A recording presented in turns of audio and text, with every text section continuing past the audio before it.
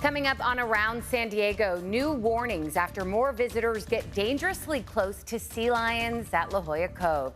Our Abby Black shows us what's happening. And there are several new California state laws in effect. We'll have details on what you should be aware of. Plus, it is always extremely dangerous to leave kids or pets in a hot car, of course. We'll show you, though, just how fast it can heat up.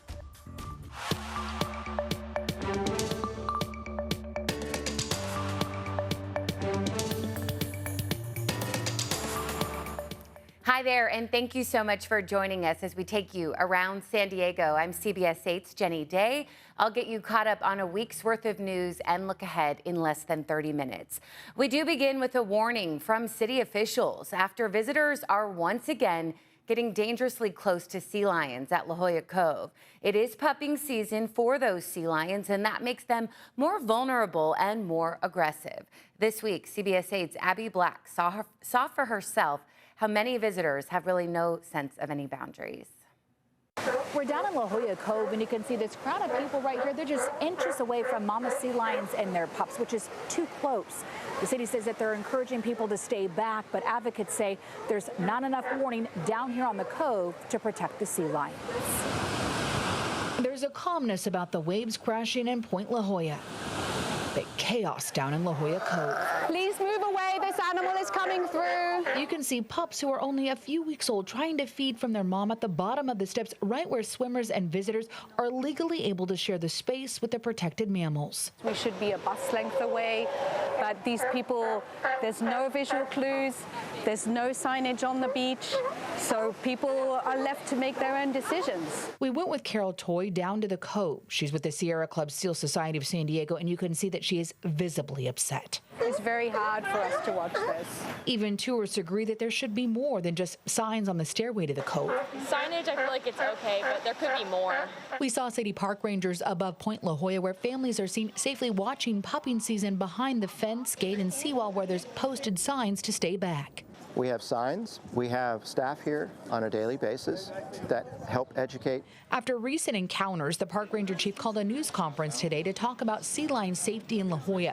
The chief says that their focus is on Point La Jolla, where it's been blocked off. If people unknowingly get too close, we will make contact with them and let them know that they need to stay back. Sea lions fall under the Marine Mammal Protection Act. NOAA is in charge of enforcing the laws and making arrests. Still, city park rangers can educate and warn the public that it is illegal to harass sea lions. Little girl in the purple, you can leave now. Thanks. In the last year, a little girl was seen throwing an object at a sea lion. Hey, stupid, back up! In another incident, a crowd was seen on camera scattering as a male sea lion charged towards them in La Jolla. Yeah, back up! We pressed the chief on why there are no rangers, signs, or cones in the cove where there's concern. La Jolla Cove is a swim, scuba, and beach area.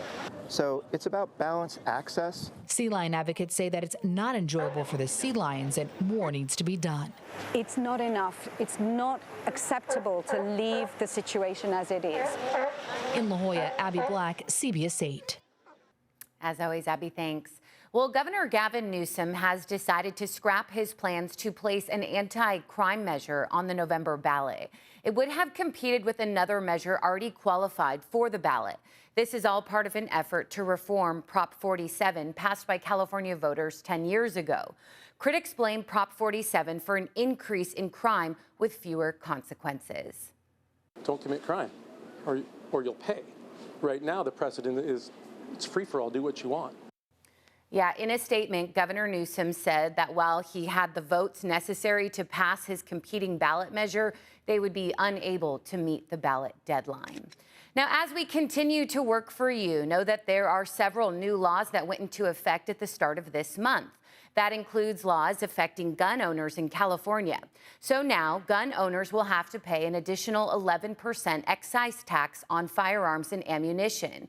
The money collected from the tax will be deposited into the Gun Violence Prevention and School Safety Fund. One legal analyst we spoke to said it is expected to raise more than $150 million in additional revenue the first year alone. Excise tax is designed to generate revenues for the purpose of educating the public in how to prevent gun violence and promote gun safety. Yeah, so gun owners are now essentially paying a 30% tax on these purchases. Another law requires all stores and credit card companies to create a system to track credit card purchases on guns and ammo so that the state can access that information. And several other state laws also went into effect this week, including a new law that requires bars and nightclubs to offer drug testing devices to its customers. It will require that roofie kits be made available to help customers detect it in their drinks. Excuse me, each establishment will decide if they will charge a fee or give the testing kits away for free. Another law now in effect caps the amount a landlord can charge for a security deposit at just 1 month's rent. And it is now illegal for businesses to charge customers hidden fees in California. Companies, you know it, often add on extra fees when booking a hotel room or purchasing a concert ticket. You can read more about the new laws that just took effect on our website, cbs8.com. Well, State Farm is once again seeking a massive insurance rate hike for Californians. If approved, homeowners would see a 30% rate increase, condo owners 36%, and renters 52%. A 20% hike for home and condo owners was just approved last December. The California Department of Insurance has to approve the rate changes now.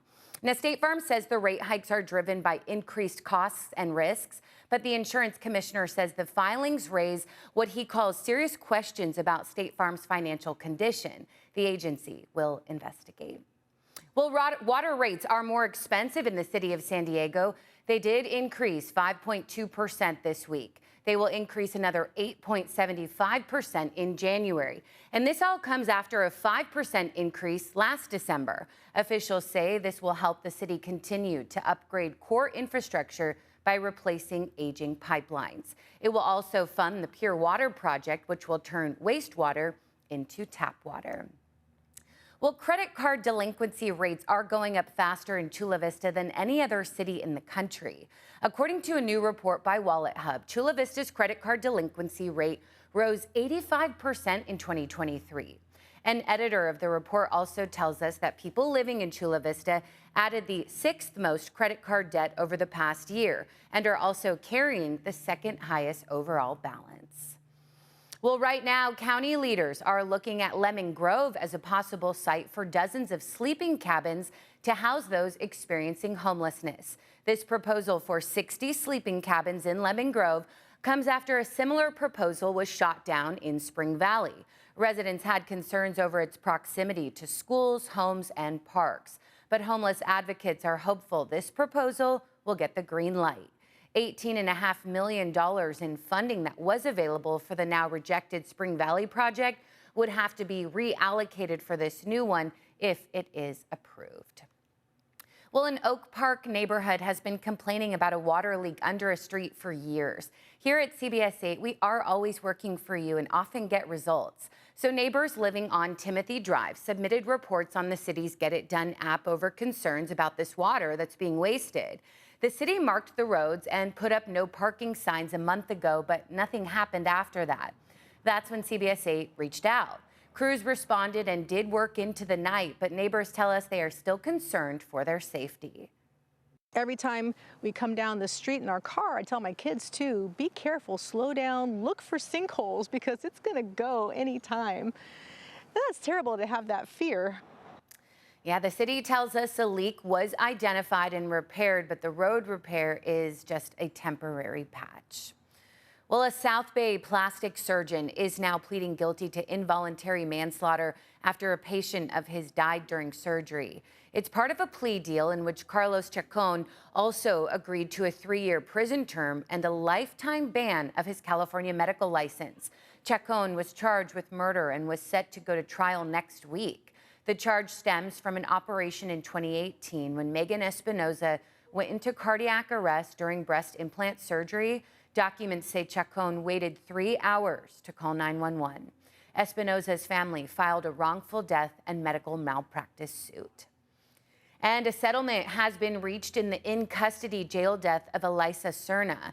The county and one of its private healthcare contractors will pay $15 million to Serna's family. The 24-year-old pregnant woman died after a seizure in a medical isolation cell at the Las Colinas jail in Santee back in 2019.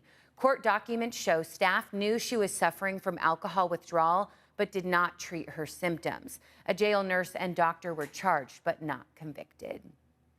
Well, Kearney Mesa business owners and their customers say they are upset over the installation of bike lanes on Convoy Street. They say now there's just not as much parking available. The city of San Diego is working with the Convoy district to create a plan to improve the situation by creating what they call a parking district. For now, customers tell us they worry for the businesses in that area. I try to schedule my appointments first thing in the morning, always and only, because that's the only time that I can ever get a parking place. Is when you drive around for 5 or 10 minutes and you can't find a place to park, then you leave. Eventually you won't come back. The city tells us there is no timeline set for solutions to be implemented, but they will be asking for community input. Well, the Lakeside Union School District wants to hear from parents and teachers about a possible ban on cell phones in classrooms. It comes after the Los Angeles Unified School District passed a ban, and Governor Newsom says he wants to severely restrict the use of smartphones during the school day. Lakeside School Board President is proposing at next week's meeting the board appoint a committee of parents and teachers to come up with questions about enforcement for a survey to then be sent out district-wide. Is it that students are really distracted by cell phones in classroom, or is it actually behaviors? Is it what time is going to be required of teachers in the classroom to enforce a ban? And is that going to be more distracting than the cell phones themselves? Yeah, so school leaders are hoping to have the survey ready by the start of the next school year. Well, coming up, the city of San Diego is increasing its pool repair budget. Our Isabella Roberts will break down what this means for community pools. Welcome back. For years, residents in Kensington have been fighting to restore their historic neighborhood's century-old streetlights. The city, though, has decided to replace those remaining lights with replicas, citing costs and expected lifespan of the new fixtures. The original street lights date back to the 1920s. Neighbors say they form a critical part of the community's history, but this week some were seen in that dumpster. When did San Diego go from being a democratic government to an authoritarian top-down government where the people and their views mean nothing? The city of San Diego says it has been transparent with the community from the beginning about this project, holding multiple meetings with residents. Well, right now, county officials are warning people about the dangers of leaving kids and animals in hot cars. CBS 8's Alex Lai went to the Rancho Coastal Humane Society to show just how quickly a car can reach dangerous levels. All right, let's do this. Kelly Peters with the Rancho Coastal Humane Society and I got into a closed car with no AC to see just how hot it gets and how quickly. I think I'm sweating a little bit. Yeah, I am too. We set a thermometer up in the car. It was 80 degrees outside when we got in. Already been, what, maybe 20 seconds? Let's see if it's moved from 80. 91. Within a minute, the car reached more than 100 degrees. Just found out it's 105. It's been probably a little over a minute now. In 2 minutes, the temperature inside the car hit 110 degrees and Kelly and I got out. 110, we're done. All we right. did it. We did it! But we had the options to get out and we were dressed for the weather. Dogs have fur. Kids are wearing a lot of clothing usually. Heat-related deaths from being left in a hot, closed car happen every summer. Just last month, a 2-month-old baby died after being left in a car for 9 hours in Santee. Don't take the chance. One of the biggest questions, what if the windows are cracked open? Temperature test shows it drops the temperature slightly, but not enough. I think if the windows were cracked, it would have been a nice breeze, but at the same time, I don't think it would have, removed the issue of heat. But what about leaving the air conditioning running? Well, leaving the AC on means leaving your engine running. What if your dog goes and puts the car in gear? What if you go into the store and you're there for a half an hour? When do cars tend to fail more? On the hot days. The lesson from this demonstration, don't take the risk of leaving anyone in the car. We can make a difference. We can save lives by telling this story. It's so true, though. Thanks, Alex. Well, the city of San Diego is increasing its pool repair budget over the next 3 years. As CBS 8's Isabella Roberts reports, renovations are set to begin at the end of this summer. As San Diego heats up, more and more people will be coming to community pools like Claremont. Now they, along with several other pools in the city, will be receiving some money for some much needed repairs.